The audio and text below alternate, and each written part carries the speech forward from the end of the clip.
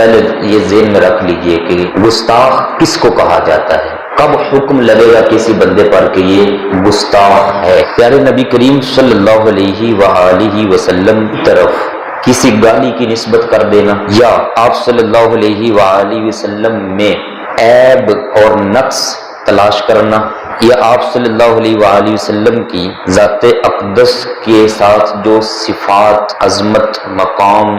لاحق ہیں، آپ کو شامل ہیں، ان میں سے کسی کو کم جاننا، حقیر جاننا اور اس کے اندر نقص تلاش کرنا، یا اشارتاً یا مشابہ اشارہ کوئی ایسی بات آپ صلی اللہ علیہ وآلہ وسلم کی طرف منسوب کرنا جس سے گالی کا مفہوم نکل سکتا ہو، یا آپ صلی اللہ علیہ وآلہ وسلم کی عظمت اور شان میں، آپ کی ذات اقدس میں استخفاف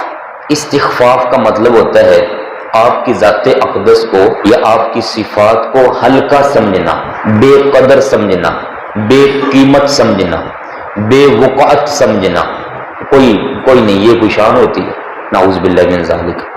اس طرح کی سوچ بنانا اور اس جملے کو ادا کرنا۔ یا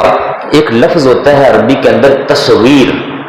تصغیر کا مطلب ہوتا ہے کسی چیز کو چھوٹا کہہ کے بیان کرنا، تو اس کا مطلب یہ ہوگا کہ آپ صلی اللہ علیہ وآلہ وسلم کے مقام، مرتبہ یا آپ کی ذات کو کسی بھی اینگل سے کچھ چھوٹے الفاظ کے ساتھ یاد کرنا یا چھوٹا کہہ کے بیان کرنا کہ یہ کچھ مقام نہیں ہے، یا نکتہ چینی یا عیب جوئی، یہ سب چیزیں گالی کے اندر شمار ہیں، اور ان ساریوں کا حکم گستاخ رسول والا لگتا ہے۔